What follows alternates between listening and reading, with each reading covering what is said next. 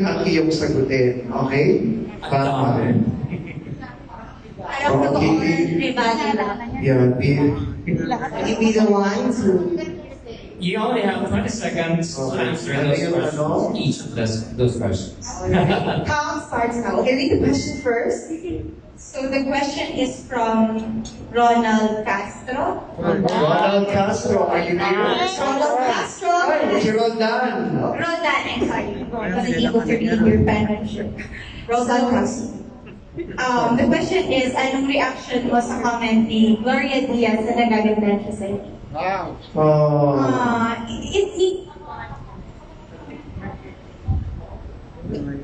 Hello? Okay. It needs a lot coming from the... Okay. Sorry.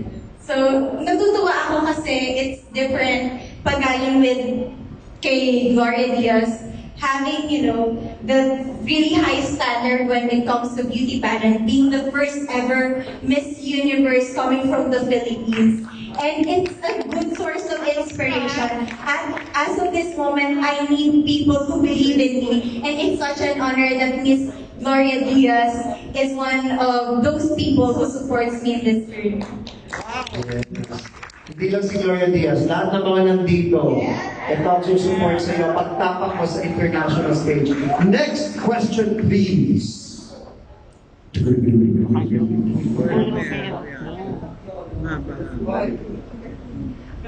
Question from Gina of Team Empire. Hi, thank you so much. Gina from Team Empire. The question is, if you could change something in the world, what would it be and why? If I were given the chance, I would never let a child grow in a broken family. I was raised by a single mother, but deep down in my heart, I've always wanted to know my dad. And I don't want a kid to experience such thing, because growing up, I need to be tougher for myself as a breadwinner of the family. But being in a broken family will teach you the greatest lessons in life. To work hard for it, to be goal-driven, and at the end of the day, it's all about you. But while other women are being the princesses of their daddies, I was working hard because I was preparing my own empire to become the queen of myself. Nasingit talaga niya yung Empire, ang galing. Alam mo, parang pinapractice na natin si Rabiya for the Miss Universe, Q&A. Ang ganda ng mga questions. Next question. We have 2 more questions, tapos 4 questions na. And then we'll do a photo op. Yes, Rabiya, Mateo. From Ram Rojas of Empire. Team Empire. Perfect. So, ito ng Team Empire. What's your motivation? There were a lot of things that motivated me to become successful. But one factor that pushed me the most was the fact that I grew up and I saw poverty at a young age. Just to share something, there was a moment in my life where I had to study, and there was this, the light from the candle as the only source of light that I have. And I told myself that this is not the life that I deserve, or any of us deserves. So I need to push myself better every single day. That's why I have this heart of educating myself, because I know that this is the only thing that my single mom can give it to me. And now that, I am an educator. Ayun, magamit yung linya nyo. This is my time to give back to my community with the same motivation that I had in the past. Yeah. Last 2.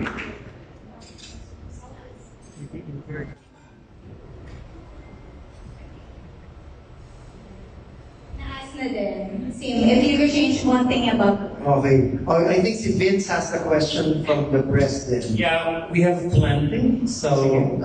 One last here, tapos... Okay. From Joy Fernando. Jeff. Jeff Fernando. Jeff Fernando. Famous ka. Kung gagawing movie ang buhay mo, sino ang gusto mong bida at bakit? Wow, that's hard. Probably it would be Megan Young. Wow. I don't know, people would say that they can see the resemblance with me, that I look like her, but Megan Young is my inspiration. Wow. I really love her, how she talks, how she communicates with other people. And just to share fun fact, I've always dreamt of being a Miss World instead of Miss Universe. That was the goal. But sometimes God don't, put you in a position of your dreams. Sometimes He would lead you to somewhere better. And now, I'm in the universe. And I hope that it will come true. Okay, let's do this very quickly para mapagbigyan natin yung ating mga nagmamahal at minamahal nating friends from the press. No? Sino ang unang taong tinawagan mo? This is from Miss F. Tinawagan mo after na makoronahan ka. I actually texted my mom. And remember, Kim, there was this moment in which I was hugging you and I was shaking. Because right after that, it went through my mind that, oh my God, I really won the competition. So I texted my mom and I said, Ma, we made it. Okay. Leslie Sierra from TMPC as Miss U Philippines 2020. How can you help our poor kababayans affected by the pandemic? During the pandemic, I was able to use my strength to help other people. I actually cooked out of pocket for the frontliners. And now that, I am the Miss Universe Philippines, I can gather donations and I could have better helping bodies. So I want to go back to Iloilo and do the same thing. I want to start in the place that I was raised. And from there, I know that there will be beautiful effects and people would, share the same value with me because generosity is indeed contagious. Questions kaya. Meron ng Tayo for phone-in. may mga phone-in. Okay. Nakakatawa yung isang unang question. Yung mga iba hindi naka-identify, pero ito naka-identify. From Paul Vito, our visual artist in front row. Tinatanong niya, is Rabiya in love right now? I am. I've been in love for 6 years with the same guy. Wow, kamusta naman ang love story? It was 6 years, so ang dami na nangyari. But he was a senior and I was a freshman. So it started with that scenario. And going strong. Yes, and very strong. And we have another question from an unidentified texter. The question is for both RS and Rabiya. Tinatanong kay RS, kailan mo ba unang napansin si Rabiya sa pageant? And ngayon na nakilala mo siya, ano ang pinaka-love mo about Rabiya? Yes.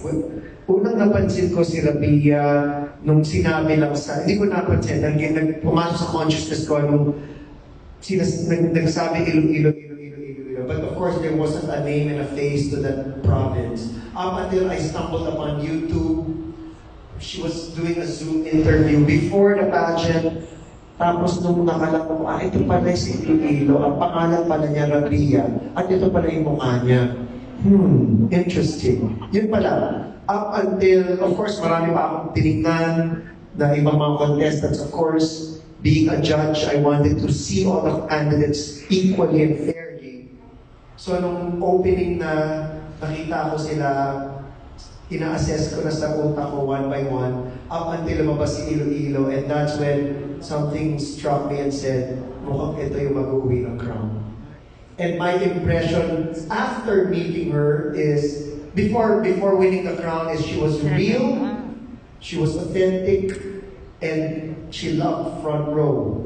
And she was determined to get the crown. After winning the crown, she still remains. We had dinner together 2 nights ago. She still remains authentic and real, and she still loves front row.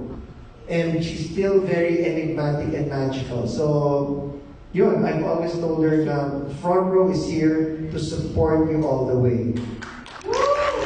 Now, for Rabiya naman daw, what was your first impression of RS and Sam when you met them? And now, nakilala mo na talaga sila. Anong masasabi mo sa kanila?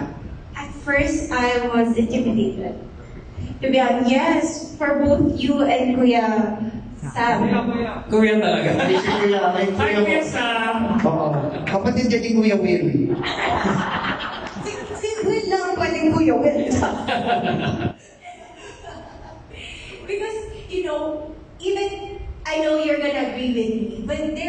inside the room, there's so much like energy flowing, like parang nai-intimidate ako. And with all the success that I've heard, I'm not sure if how he responds to people. And that is a beauty pageant. I was scared na he might be judging us. But, you know, si Sir RS, isa siya sa pinaka matulungin talagang tao, right?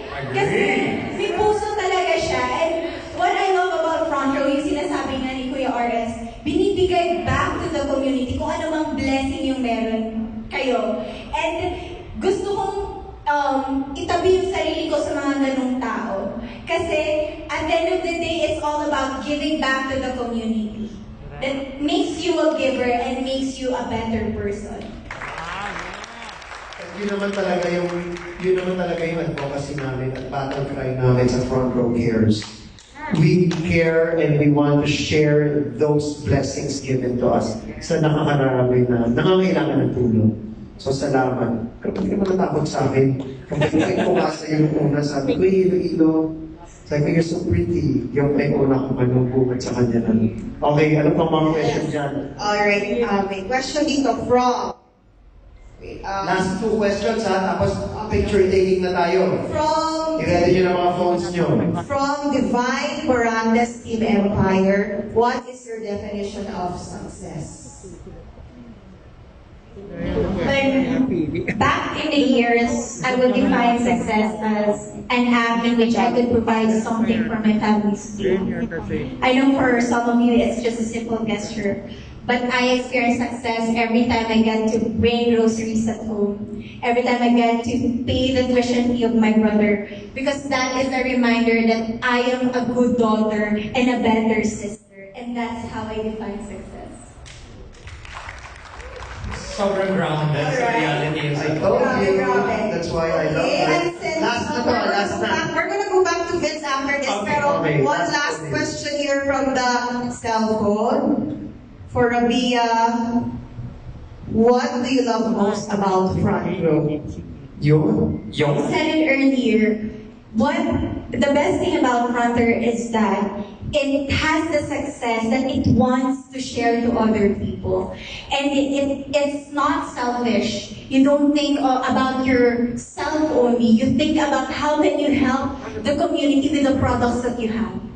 By encouraging other people to join your growing family. And that's the best thing about Front Row. Because you want to become successful together.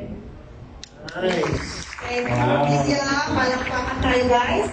Vince? Okay, this is one interesting question. Reaction sa fan na gumawa ng 2,000 peso bill na nandun yung mukha mo. Parang mukha mo. Nandun yung face mo. Kasama si Senator Miriam Defensor Santiago. Have you seen the photo? Have you seen No, the I photo? haven't. I saw the bill with Miriam Defensor Santiago's face, but not me. But there's one. Wow. There's one with you. Yeah. What happened was, it was asked to me during the final interview that if given the chance, who do I want to be the next face of the Philippine currency? And what struck my head was Miriam Defensor Santiago. For those who don't know, I was called Little Miriam Defensor when I was in high school because I loved to do debates. And I mean, you need to agree with me, she's smart, but at the same time, she's blessed with humor. And I feel like it was a question destined for me because a week before the finale, I watched her biography sa GMA. And it's like God reminding me that, okay, this is Miriam, this is your idol. And for such a long time, she was your phenomenal woman. And I was able to deliver that answer during the coronation night. Will seal your fate as the new queen. By the way, the question was from Roldan Castro of Abante tonight. Where's Roldan? Hey! Okay, isa pa na, halos pareho na yung mga tanong nila. We wish we could accommodate all questions, but we're pressed for time. Ngayong Miss Universe Philippines ka na, marami ang nabago sa buhay mo. Paano ngayon nagsisimula, and this is the journey, ang araw mo at nagtatapos sa gabi? Ayan. It starts and ends with a prayer. A prayer of being grateful to God. That few years ago, being on this Universe Philippines was just a dream. And not everybody believed in me. Not everybody saw the potential in me. But still, God destined me to become the Queen of the Philippines. To represent every Filipina. To share my story, to influence other people. And I am of so much gratefulness in my heart to be in that position. And just like what I said during my coronation night, with Miss Universe Philippines and with Front Row, I can make a difference. And I feel like I am doing it for now.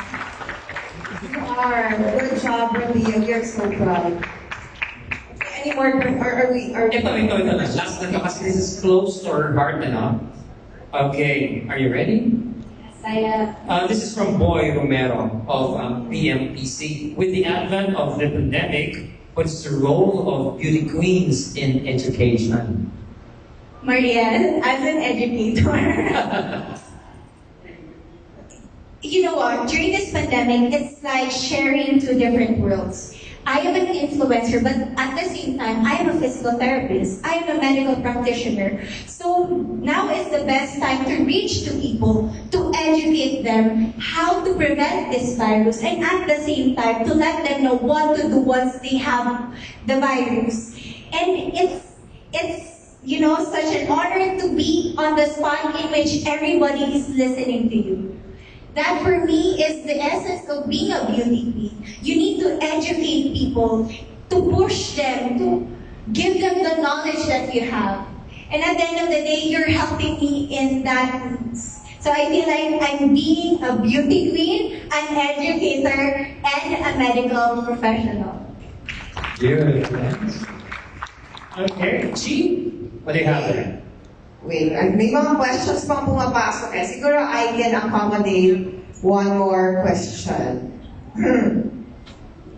Okay, here. Another question for Rabiya. By the way, guys, sponsor po yung phone natin ng MUPH. Huawei. We're using a Huawei. Using Huawei Universe Philippines na pumapasok ng ating mga messages. So, the next question is, nanalo ka, Rabiya, sa swimsuit competition. So how do you manage to take good care of your physique? Sinigang. What's your fitness? Because earlier this month, I had sinigang and 1 cup of rice. Usually for most of the beauty queens, they need to lose weight. But God loves me, I am blessed, I need to bulk up. So during the pandemic, what I did is that I eat 4 to 5 times a day, just to gain weight. So we have different struggles, and at the end of the day, you need to stay in your lane. Know your body, know how you will improve your body, and never compare your body to other people. And other people would say that I am petite, I am model-like, but I was able to win that best swimmer award because I was able to appreciate my body, and I am proud of who I am, and the judges saw that. Great. By the way, I have one last question. I singit lang. Text, it's a nice question kasi okay lang. Singit ko lang. Okay. Syempre, if this has to, this is interesting. How has love supplements helped you get through the pageant? We need to, have this span when it comes to maintaining a healthy body. And I am blessed that Miss Universe Philippines partnered with Front Row. So we were given the supplements that we need for the busy schedule to keep up with the kind of activities that we are obliged to do. And with being said, glutathione, I used to think that if you want to have that white skin, you take glutathione. But no. Did you know that glutathione is an antioxidant? And it's good for the body because it nag-lecture na talaga. Education is But I key. think it kills or removes the free radical that destroys the healthy compounds inside your body. So So I feel like you're becoming beautiful and at the same time healthier.